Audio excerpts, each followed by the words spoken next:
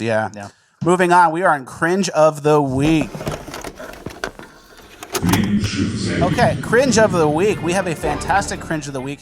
Our first clip is the drag queen teaching kids how to be a drag queen stripper. That's usually not good.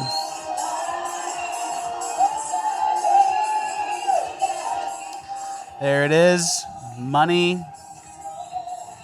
Throwing money on the kids. I feel like we see this every week. There's like a lot of drag queen events happening. Yeah. Pride doesn't just go in June. Like, we're now in August and we're still doing all these Pride things. So it's basically half the year. The summer is for the gays. Yeah. And ignore monkeypox. Summer is for the gays. All right, that's enough on that one. I want to skip it because the drag queen goes, "Look at all the money you just made. Look at that." Like reinforcing, teaching the kid to dance for money and strip and perform for money. Not strip, with obviously. Cross-dressers and drag queens. With like some fat guy who's like talking in a fake voice with giant makeup. All right, moving on. The privileged teacher. This is a teacher who's discussing privilege with her class. I guess that's an appropriate topic. Would you be able to answer this question on one of my tests for social psychology? Simple essay question. After going through privilege, what privilege is, giving examples of privilege, explaining how there are different types of privilege, like white privilege, male privilege, Christian privilege, able-bodied privilege, thin privilege, cisgender privilege, straight privilege. Really rattled them and off. Others. All right, so simple question I ask my students. Essay question. Tell me one way that you have privilege. Tell me one type of privilege you have. Well, my makeup is all over the place today.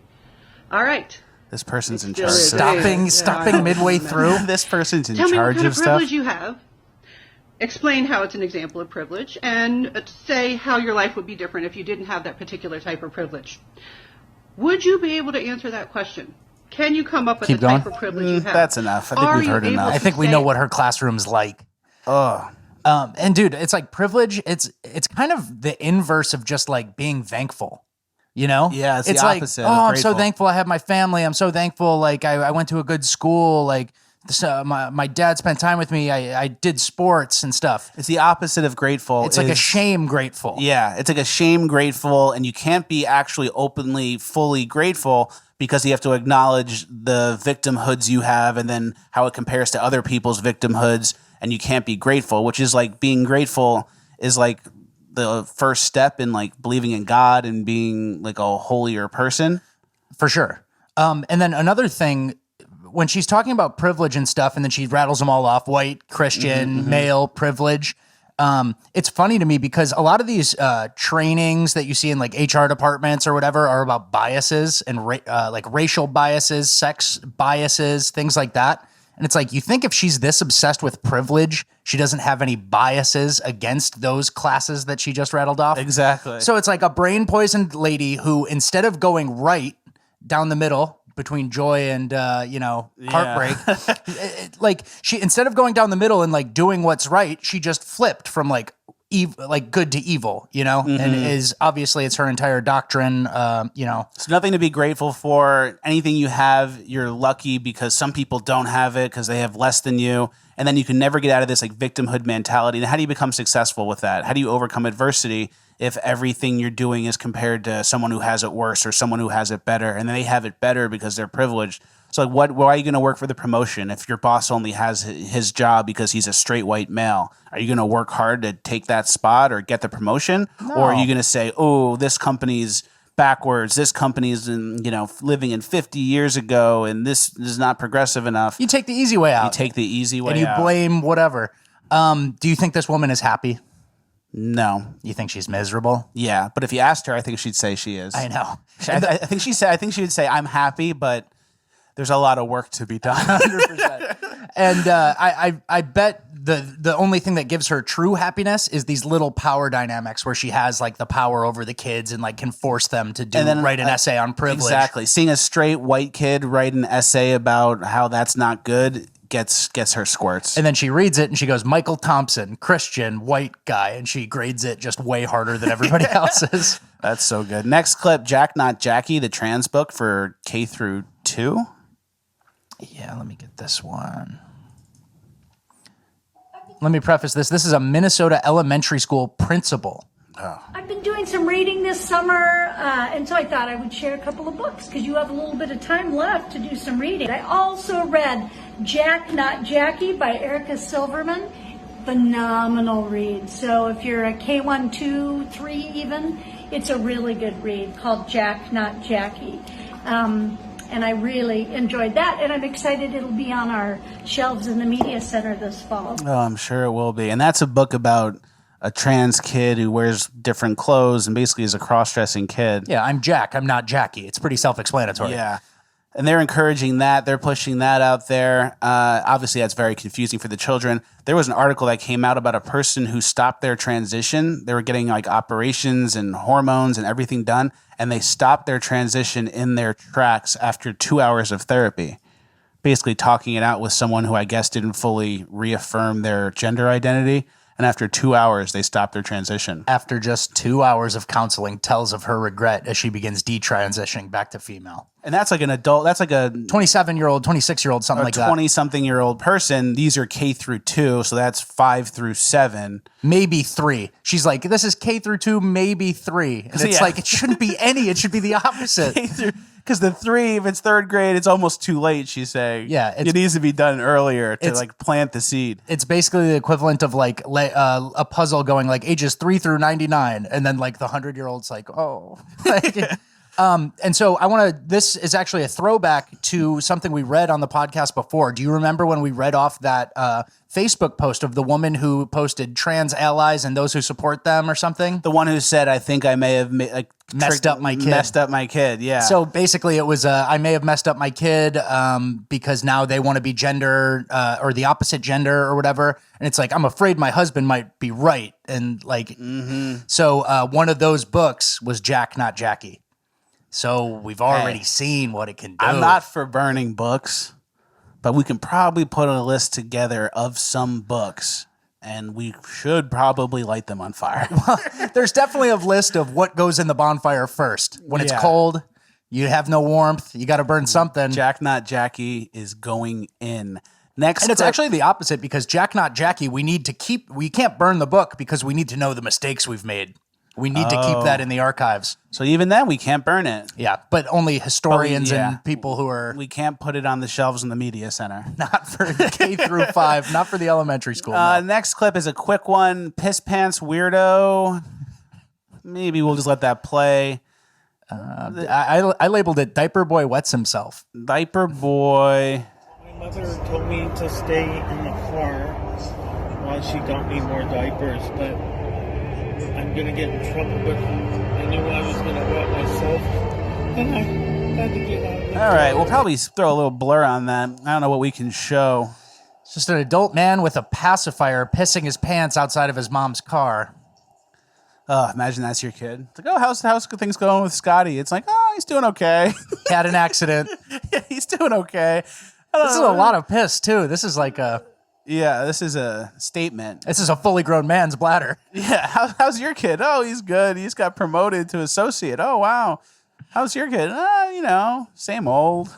Yeah, same old. Never grew out of his diapers phase. Yeah, no need to bore you with the details. You know what's funny, though, too? It's like that guy. It's like clearly this is another one of those things where society is trying to like accept people, but it's just like his fetish. Yeah. It's just your fetish shit. So it's like he went from wearing diapers as a kid to being normal, and then like, I'm back. Something bad happened. Let him go to the piggy party. Yeah. He needs to be allowed. He needs to not care about his monkeypox. Cover up your blisters and go, buddy. Just go. Monster tattoo guys. These are pretty cool. Yeah, this is a tough one. This is Cringe of the Week. I really hate to be the dude that fucks with us. You think? I mean, hell.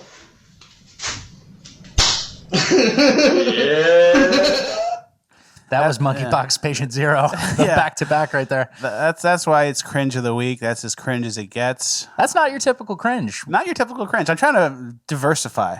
Okay. Trying to diversify the cringe a little bit. And you'll see that in our next clip too, the credit card decline kid. Credit card decline kid. Oh, okay. It's not your typical cringe this week. Do I want to be in that situation again? It was the most embarrassing thing I've been put through. You have no idea. Everybody in the restaurant was staring at me. Look at this fool who can't even pay 1,000 euros for some pizza. I don't want to ever be in this situation again. No, you're going to give me a physical card. Are you even listening to what I'm telling? So he was at a restaurant. He couldn't even pay 1,000 euros for some pizza, which is like 1,000 euros is like $1,000. Yeah, it used to be more, but the euro went down. It's easy to do the math now. So he's at some like nice high-end pizza place. He's in a nice backyard. I kind of believe it all. I believe all this. Yeah. Everything checks out. It was the most embarrassing moment of his life. Every time I pay with a credit card, and there's money in the card, or there's money at my debit card, it's never truly zero, but I'm waiting for it to say declined. Really? Yeah, I'm expecting decline just because it's like, here it comes. Then I'm like, I'll try this one. No big deal. That is the most embarrassing moment of his life. Yeah. That's every day for most people, buddy. Everyone's paycheck to paycheck these days. Yeah. Get over it. Yeah. Entitled, that would be an example of privilege. I will admit that might be an example of privilege. So that's the essay that I'd write for that miserable teacher. For that miserable teacher, this kid could write a pretty good essay. There was a warning.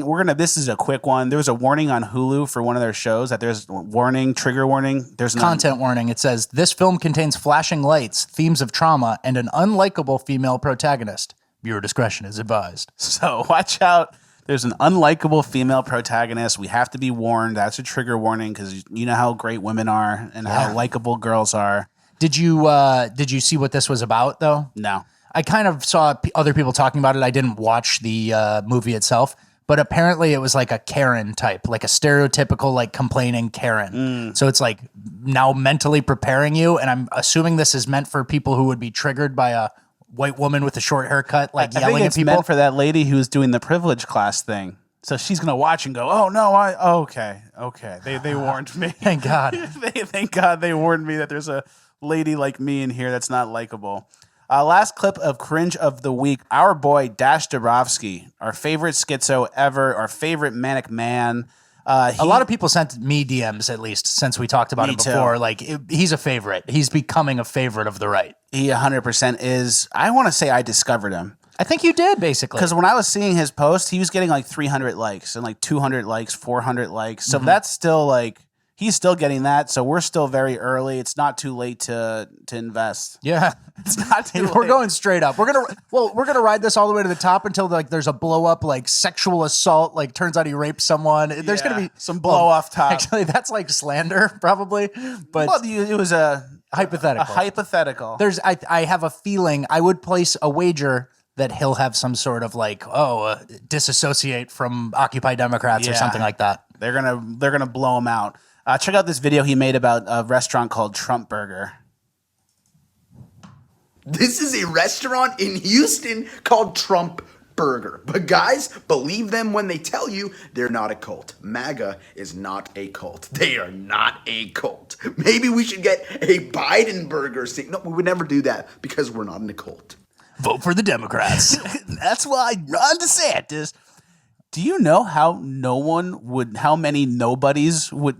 people would ever go to Biden Burger? Maybe we should get a Biden Burger. So what? So no one would ever go and the restaurant closes? Have you ever been to a Trump rally where they line up for like 3 days and the line just goes on and on and on? And then Biden, it's like a 30-second speed time lapse of like hundreds of thousands of people. And then Joe Biden had a speech and he couldn't fill the 8 circles, the 8 people social distance COVID circles. Hey, he got very lucky that COVID was happening at the time when he was having rallies. That's so true. And obviously that wasn't luck, that was planned. Obviously planned. But that was a very nice cover for him, a very nice dual purpose cover. That was part of the upside sell when they sat down and pitched him COVID. They're like, well, when you have your rallies, no one will go, but the excuse will be you guys take COVID seriously. And they're like, that's pretty good. Good trade-off. Kamala Harris just had a speech the other day that she live streamed, and there was 5 comments in it, and I was like 3 of them. 360 people were watching. 360 people. She's one person away, one heartbeat away from being the president of the United States, the most unlikable person ever. 360 people were watching. That's like, I would get like thousands of people watching a live stream. Not even hard. One extremely weak heartbeat away from Yeah. And she's got 360 goons. And I got to assume there's a certain percentage of hate watching going on. People who are just screen recording the whole thing, waiting to post something to Twitter. That's so true. Like, that's got to be 20%, right? Yeah. And the comments were like 5 people. 3 of them were made. Someone else made fun of Joe Biden, and then someone else wrote something that was like probably a bot. But then someone in the comments for the Dash Dabrowski Trump burger thing said, "Oh, if we had a Biden burger, it would be like way more popular." And I just replied, like, "Do you have that written up there?" Yeah, you said no one would go to Biden burger, though. No one would go to Biden burger. And then someone else Point said, made. and someone said, Fleckus, more would go to Biden burger than this crap. And then somebody said, corrupt Trump burgers are poisonous, like him and his entire administration. It's a cult. Yeah. It's a cult. And then I think I replied to that, like, "Do you honestly believe?" Here, I'll read it. It Yeah. says, you think more people would go to a Biden burger place versus a Trump burger place? I don't know how you could logically believe that. And it's like, you need evidence to get logical, right? You Yeah. need some sort of like foundational belief. And it's like, we have comps, the MAGA rallies, the Yeah. fact that this store is still open, period. I think if you ask Joe Biden, if you had a Biden burger next to a Trump burger, who would do better? Well, he might say Biden burger. Yeah, he has to. Yeah, that's so true, which is crazy to live in like this delusional world. Don't know how they do it. Well,